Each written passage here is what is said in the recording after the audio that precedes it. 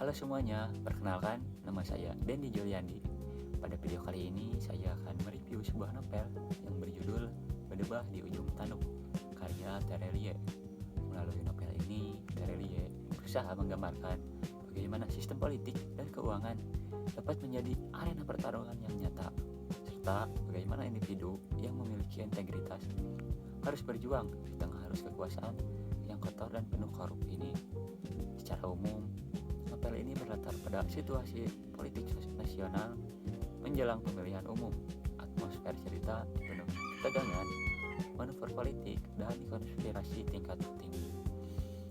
Dunia yang digambarkan bukan sekedar ruang formal kekuasaan, melainkan ruang gelap di balik layar, seperti transaksi tersembunyi, pengkhianatan, kecurangan, pengaturan strategi untuk memenangkan kursi kepemimpinan.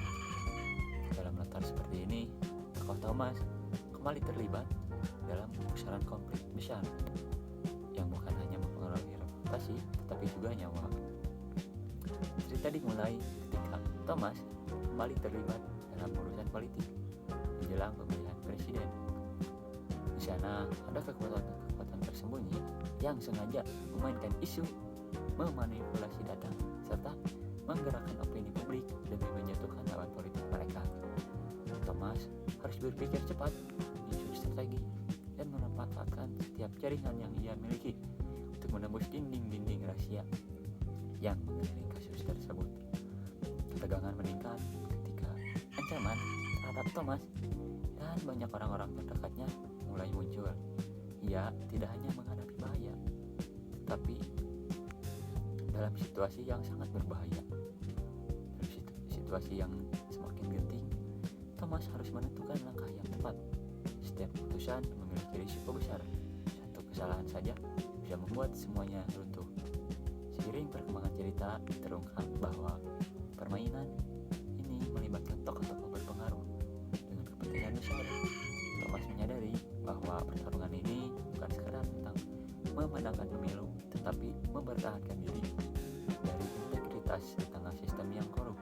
Dengan kecerdikan dan keberanian, ia perlahan membuka lapisan demi lapisan di antara kebusukan yang tersembunyi.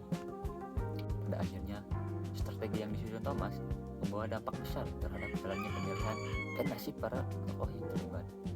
Novel ini ditutup dengan penyelesaian yang menunjukkan bahwa dalam dunia yang penuh intrik politik ini, kemenangan tidak selalu berarti bersih, dan kebenaran seringkali harus diperjuangkan.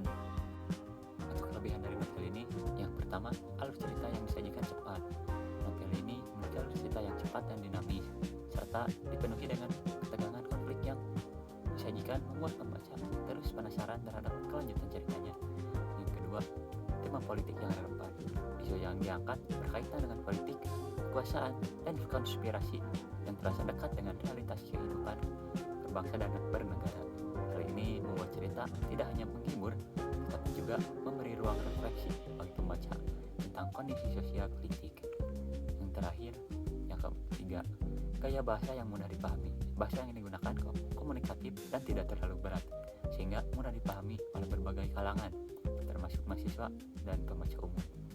Namun, untuk setiap kelebihan pasti ada kelemahannya, seperti istilah politik yang cukup kompleks bagi pembaca yang kurang familiar dengan dunia politik ataupun ekonomi. Beberapa bagian mungkin terasa rumit dan membutuhkan pemahaman yang lebih. Yang kedua, ceritanya cenderung fokus pada tokoh utama.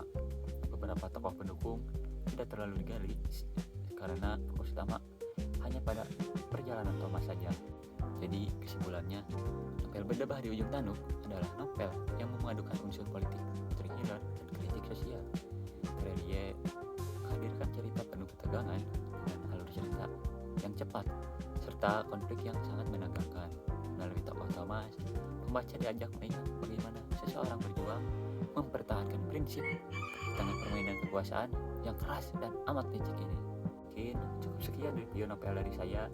Jika ada yang penasaran dengan seluruh alur cerita lengkapnya, saya sudah siapkan link e-booknya di deskripsi. Jangan lupa like dan subscribe. Sampai jumpa pada video selanjutnya. Semoga bermanfaat.